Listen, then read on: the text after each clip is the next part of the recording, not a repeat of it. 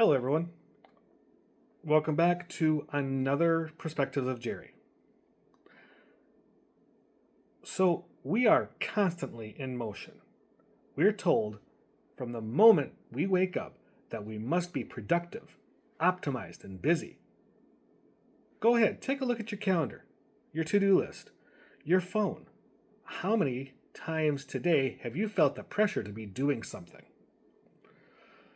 We live in the era of hustle culture, a relentless belief that our worth is tied to our output. Rest is often treated as a necessary evil, a luxury, or even weakness. Our phones buzz constantly, feeding us an endless stream of things to consume or accomplish, ensuring there is never a dull moment. But I want to challenge that. What if the secret to a richer, more meaningful life isn't found in doing more, but intentionally doing less? What if the most productive, most creative, and most meaningful thing you can do right now is nothing at all? Now, before we get to doing nothing, I want to make sure that you are liking, commenting, and subscribing to my channel so I can reach more people with this messaging. All right, let's continue. This isn't just a theory for me. It's something that's been a part of my life for a long time. You see, I grew up as an only child in an out-of-town location. There weren't always friends on the street corner or neighborhood kids to round up for a game. I spent long stretches of time needing to find ways to entertain myself throughout the day. I was high energy. I grew up on a farm. I had no one to do it with, so thankfully I had an imagination. But I had spent long stretches of time needing to find ways to entertain myself. I had to become comfortable with the internal silence with the creating of my own worlds, to say the least. This wasn't laziness. This was self-entertainment, both, born of necessity. I learned to use my mind as my ultimate playground. I would stare out the window, invent complicated scenarios with my toys, or just lie on my back and just let the thoughts drift. And then, when the world suddenly ground to a halt and everyone was forced into lockdown during COVID, I realized I was prepared for this. While many people struggled with the sudden jarring lack of external stimuli, I was relatively okay. Sure, I had the modern comforts, 4 streaming services, and a trusty Xbox. But the core reason I didn't panic was because I had spent my entire childhood practicing the art of being with myself. I had a deeply cultivated capacity for stillness.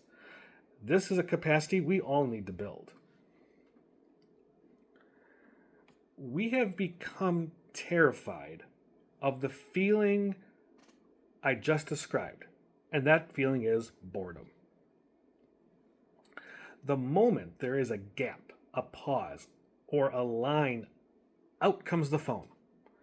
We equate the feeling of restlessness with uselessness. But let's look at the psychology here. Boredom isn't emptiness. It's a crucial psychological signal. Researchers define it as the unpleasant experience of wanting, but being unable to engage in satisfying activity. It is fundamentally a motivational state. Think of it as your brain's alarm system. It's saying, what I'm doing now isn't working. This is a waste of my intellectual energy. It's time to pivot, and find something more meaningful. By constantly distracting ourselves, by always having a podcast in our ears, a show on the screen, or a feed to scroll, we silence that alarm. We stop noticing the rut we're in. We rob ourselves of the very driver that pushes us towards personal change, deep reflection, and new, genuinely engaging pursuits. To break free from the habitual rut, first you have to feel the rut.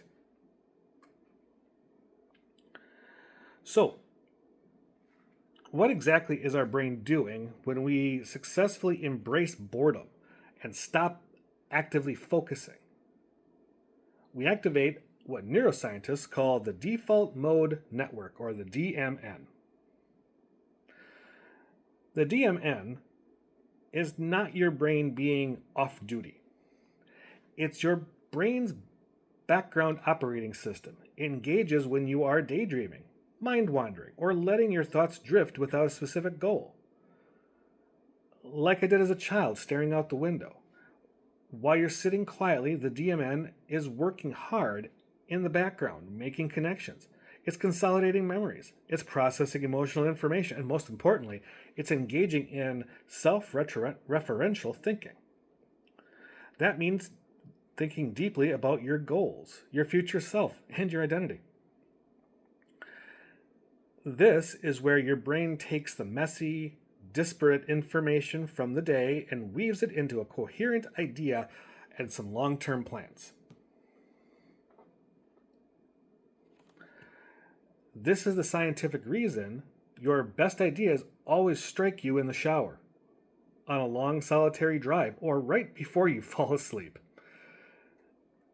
It's when your focused, task-positive network shuts down and the DMN finally gets the quiet space it needs to connect the dots and give you the aha moments.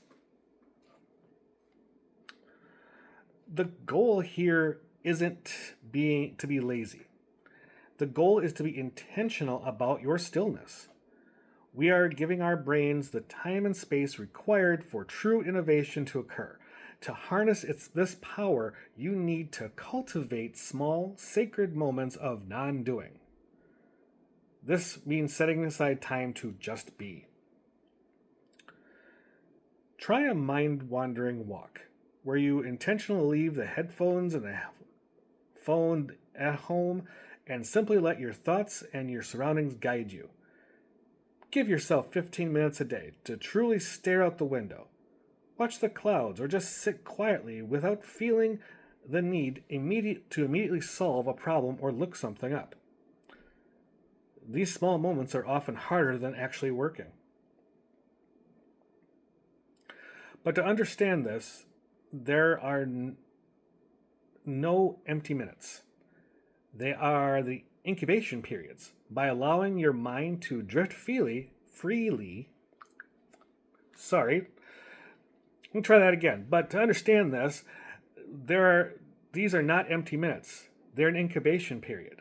By allowing your mind to drift freely, you are creating the fertile, quiet ground where your deepest insights, your most creative solutions, and your most authentic identity can finally emerge, unhurried and from the chaos of the day. The lost art of doing nothing isn't about quitting your responsibilities. It's about strategic rest. It's about knowing that your most powerful tool, your brain, needs intentional downtime to perform its most essential creative and life-shaping work, not network. So give yourself permission today to embrace the power of stillness. And you may find that by doing nothing, you are finally enabling yourself to truly achieve everything that matters. Now, this is just my perspective on things. I hope you guys have enjoyed this video. As a reminder, please do like and comment and subscribe to my channel for more. And I will see you in the next one. Have a good day.